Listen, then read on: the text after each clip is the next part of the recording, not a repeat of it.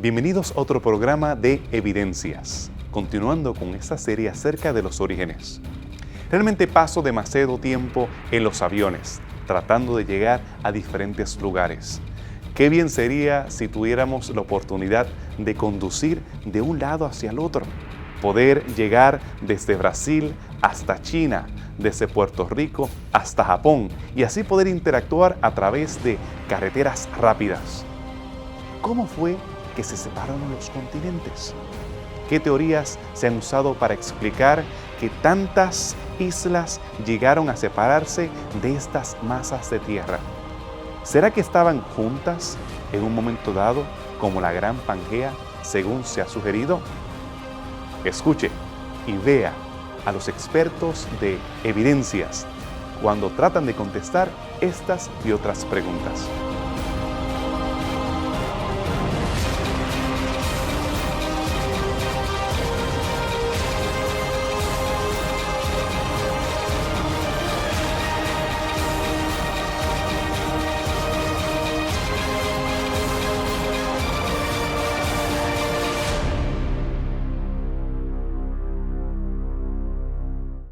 La teoría de la deriva continental o el movimiento de placas básicamente es el desplazamiento de las masas continentales con relación de una con la otra. La tectónica de placas y la historicidad de la Pangea son temas abordados desde hace mucho tiempo. Aún mismo en los mapas antiguos, precarios, del siglo XVI-XVII, ya se notaba que el contorno del continente africano era parecido al contorno del continente sudamericano. Entonces, algunos ya se imaginaban esta posibilidad, y como lo ven, desde hace mucho tiempo. Pero de alguna manera, un meteorólogo llamado Alfred Wegener notó que había otras evidencias, además de algunas ya investigadas anteriormente. Él encontró evidencias geológicas y paleontológicas de que probablemente había existido una gran Pangea en el pasado. Y este individuo presentó esa teoría de que las placas y las plataformas se estaban moviendo con relación unas con la otra. El problema que presentaba esta teoría era que él no tenía una justificación científica que detallara, probara que esto estaba ocurriendo de esa manera. Y esto ocurrió en el año 1912, cuando él presentó esta teoría sobre la deriva de las placas continentales.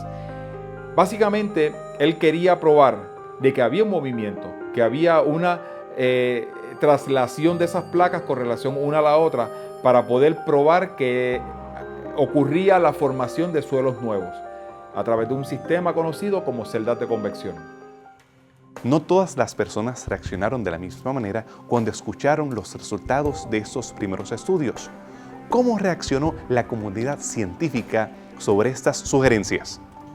La teoría de Wegener inicialmente fue descartada y no fue aceptada por la mayoría de sus colegas durante los años 1912, cuando él presentó esta teoría de la deriva continental, debido a que la teoría que él presentaba indicaba que estas placas corrían sobre otra subplaca, la cual se movía a una razón lenta debido a la fricción. No había sustento, sus colegas no quisieron aceptar, no pudieron comprar esa teoría, por consiguiente la descartaron en su momento hasta que no se consiguiera una evidencia científica que fuera mucho más contundente para poder probar esa deriva de las placas y los continentes. Después de esos primeros estudios, otros científicos comenzaron a sugerir la teoría de la expansión de los fondos oceánicos. ¿Cómo reaccionaron los científicos, la comunidad en general, sobre los resultados de estos estudios posteriores? En el año 1960, luego de que nuestro amigo Wegener había presentado la teoría de la deriva continental, que no fue aceptada por todos sus colegas, básicamente comenzaron a surgir las nuevas teorías de la expansión del suelo oceánico, incluyendo la teoría de la placa tectónica, y eso ocurrió en el año 1960, y fue a través de Harry Hess, con unos colegas adicionales, que levantaron esta nueva teoría. La justificación para que esta teoría pudiera ser presentada era por el famoso movimiento de las celdas de convección, donde ocurría un derretimiento de esa corteza terrestre, se movía debajo de la litosfera y producía ese movimiento que nunca Wegener pudo probar que ocurría en la corteza terrestre, produciendo la formación de suelos nuevos y obviamente ocurriendo movimientos divergentes en el suelo oceánico a una razón de 1 centímetro por año. Los científicos notaron en los estudios realizados con basaltos de los océanos que había una simetría a partir de las dorsales mesoceánicas de un lado y del otro. Esto demuestra que hubo una formación simétrica en los lechos de los océanos, asociados realmente a la expansión del relieve oceánico, y que de alguna forma fue separando las áreas continentales, la deriva de los continentes. Entonces, este modelo fue siendo perfeccionado y al inicio de la década de 60, 70, surge la tectónica de placas, donde ya se asegura por geólogos de todo el mundo que existió una gran Pangea, se fragmentó y por tal motivo generó partes. Estos fragmentos están en movimiento hoy en día, algunos centímetros por año, pero que son suficientes para provocar grandes terremotos en varias partes del mundo. La ciencia de geología y las ciencias que estudian las placas tectónicas se han desarrollado en forma impresionante durante las últimas décadas. ¿Qué conclusiones ellos han tenido? ¿Qué ellos presentan hoy como explicación acerca de estos movimientos? En el presente, la clase científica básicamente valida la teoría del movimiento de placas tectónicas o el neotectonismo que se le conoce normalmente.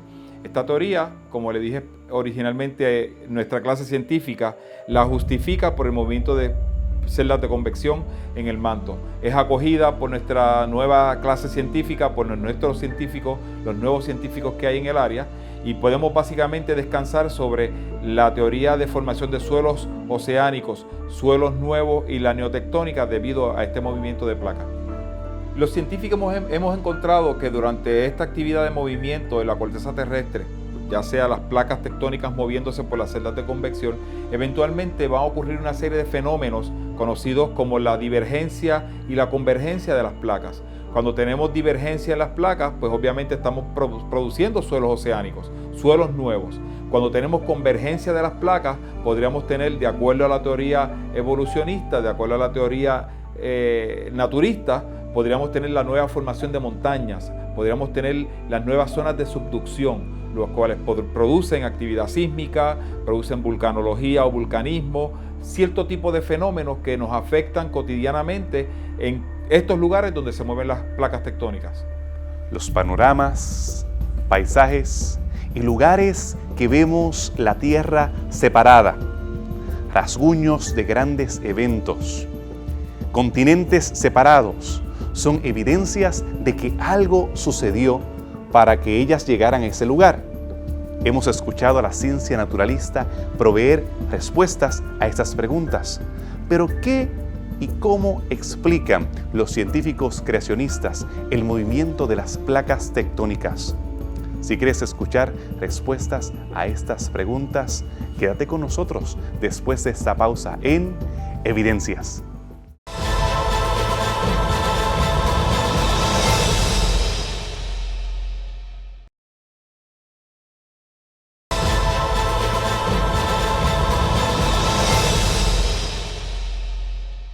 Hemos regresado de la pausa para estar con ustedes en Evidencias. Y ahora vamos a ver cómo es que la Biblia explica el origen de estas impresionantes montañas, o los cañones que nos quitan el aliento cuando los podemos ver desde el aire, o tal vez cuando podemos caminar entre ellos. ¿Cómo es que la Biblia entonces explica estos grandes cataclismos, fenómenos que dieron origen a los mismos? Para los científicos, utilizando la teoría naturalista, no es posible tener una correlación con la teoría del diluvio, porque ellos presentan que la creación de suelos oceánicos, la nueva neotectónica, básicamente lo que están produciendo es divergencia de las placas, movimiento de las placas, donde se forman suelos nuevos. Y ellos pueden encontrar entonces, de acuerdo al movimiento de esa placa, podemos encontrar básicamente unas condiciones geológicas en un lado del continente y las mismas condiciones geológicas en el otro lado del continente. Y ellos lo tratan de justificar de esa manera, pero no tiene ninguna similitud, no puede ser correlacionado, de acuerdo a ellos, con la teoría del diluvio. Cuando analizamos la Pangea, ese gran continente, y Génesis 1:9, vemos que Dios creó la porción seca y puso el agua en un único lugar. Entonces da la impresión que había una porción seca, un gran continente.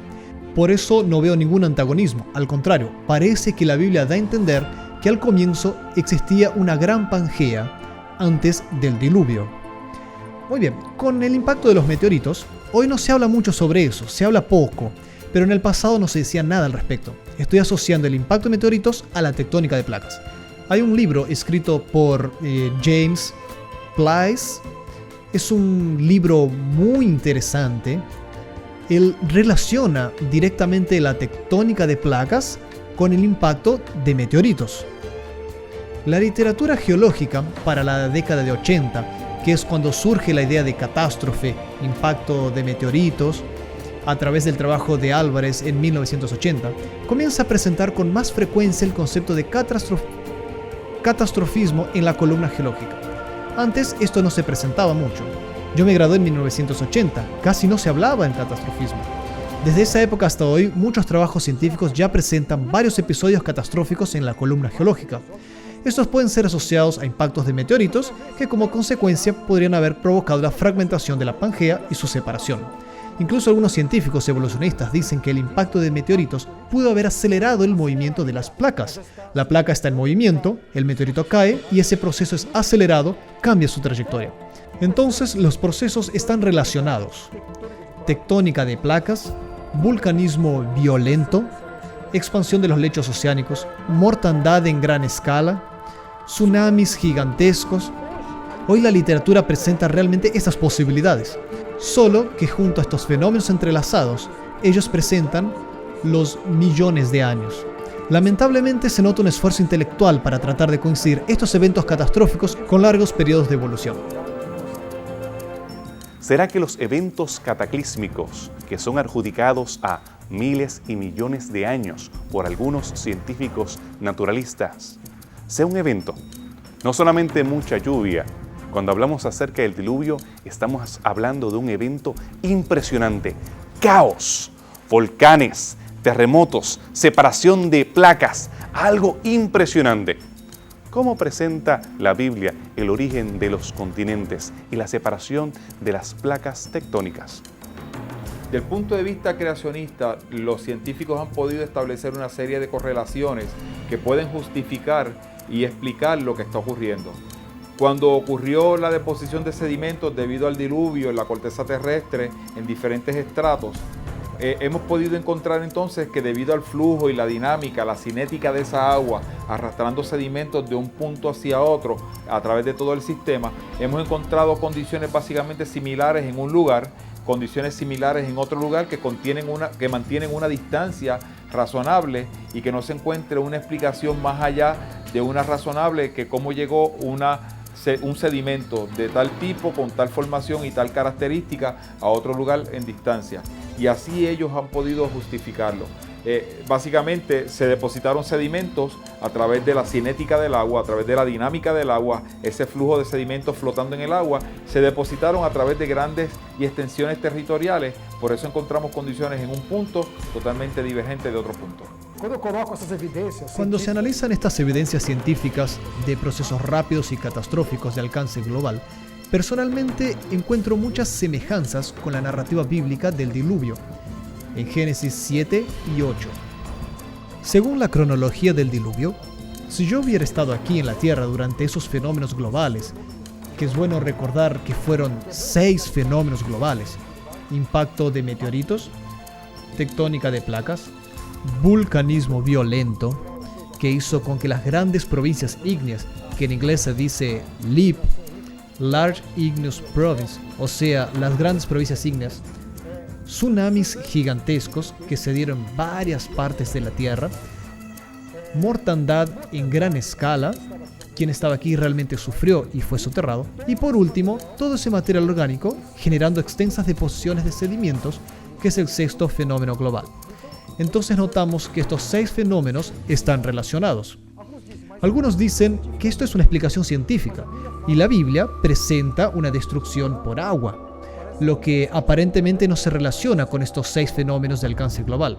Si yo fuera Noé y estuviera aquí en la Tierra, yo hubiera visto agua viniendo de 4 fuentes distintas. En primer lugar, agua viniendo de una capa que cubría toda la Tierra, Génesis 1, del 6 al 8, narra cuando Dios creó la atmósfera en el segundo día. Él puso agua sobre la atmósfera, arriba de la atmósfera. Esa agua no existe más. Génesis 7:11, las ventanas de los cielos se abrieron. Tal vez el impacto de los meteoritos desestabilizó esa capa que cayó en la tierra como una cascada de forma violenta. Entonces agua viniendo de arriba en gran cantidad cayendo en toda la extensión de la tierra. Grietas abriéndose, impacto de meteoritos, agua hirviendo saliendo de fisuras colosales con miles de kilómetros de extensión. Por otro lado, tendríamos olas gigantescas del mar invadiendo las áreas continentales, agua viniendo lateralmente, agua de abajo, agua de arriba, cometas trayendo agua a la Tierra.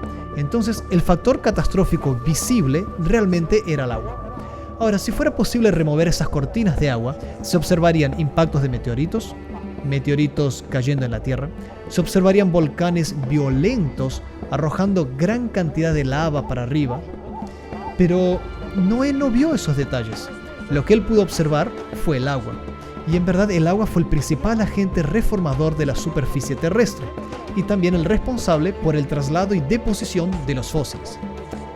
Concluyendo, se puede afirmar que de esos 6 fenómenos globales, 2 de ellos son enfatizados por Génesis 7 y 8, que son la acción destructiva y reformadora del agua y la mortandad en masa. Esta última es comprobada por la geología por medio de los fósiles, que son las víctimas, los seres victimados por ocasión de esta gran catástrofe que, como pudimos ver, puede tener una connotación naturalista o bíblica. Los geólogos creacionistas han tomado muy en serio las investigaciones que se han hecho acerca de Pangea y acerca de las montañas, valles, mesetas y cañones que hoy podemos ver. Ellos han tomado la evidencia de los naturalistas, la han comparado con lo que describe la Biblia. ¿Cómo entonces es que podemos compararlos? ¿A qué conclusiones nosotros podemos llegar? La teoría convencional para explicar la tectónica de placas no es por medio de impacto de meteoritos. Algunos geólogos, apenas por causa de estas evidencias, lo tienen que admitir, pero muchos todavía se resisten a este hecho y por eso se contentan con el modelo convencional. ¿Cuál es este modelo? Los estudios presentan a la Tierra dividida en sus respectivas capas con un diámetro de unos 12.000 kilómetros aproximadamente.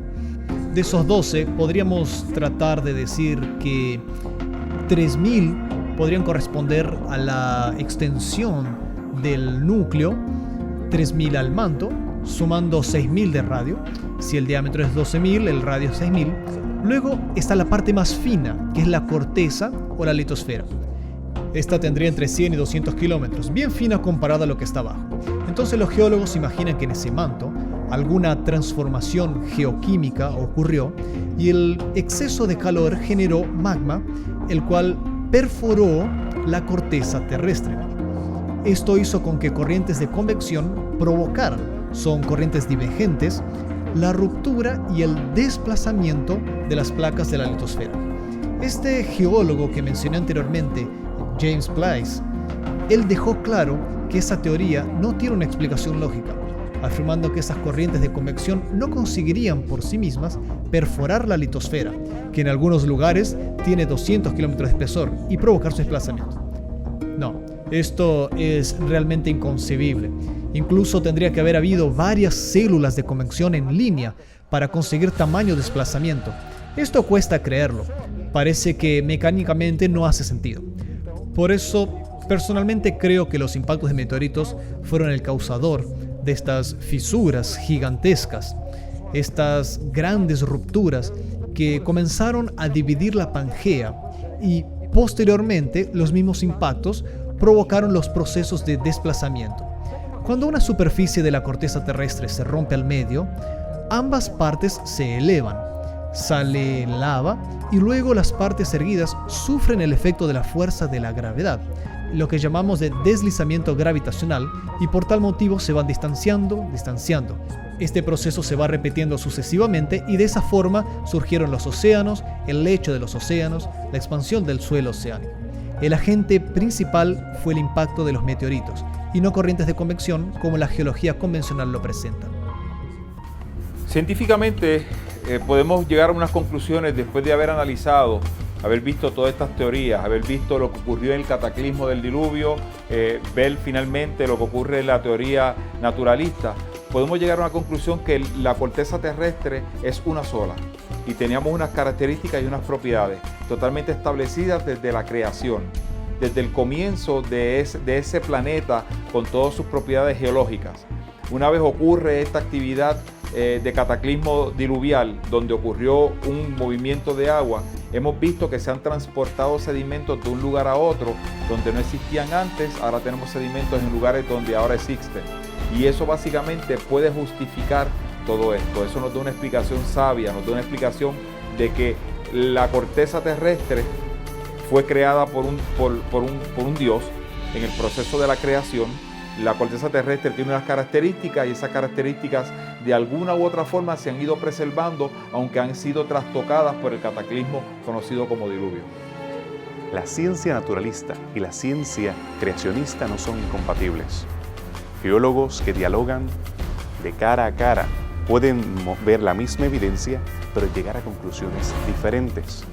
Los geólogos creacionistas reconocen el evento cataclísmico del diluvio, un evento que fue impresionante, separando esta Pangea, viendo cómo los continentes se fueron expandiendo a una velocidad mayor que la que tenemos hoy. Ese diseño original, perfecto, que tenía Dios para el mundo, fue alterado y hoy podemos ver las cicatrices del pecado y de la gran devastación dejada por el diluvio. Según la Biblia, Dios no destruirá al mundo con agua nuevamente.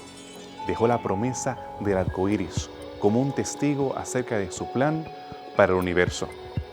Pero, ¿qué más tiene que decir la Biblia? ¿Qué más acerca de esa promesa?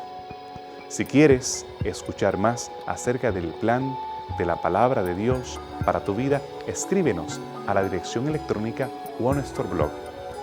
Esperamos que estés con nosotros en el próximo programa de Evidencias.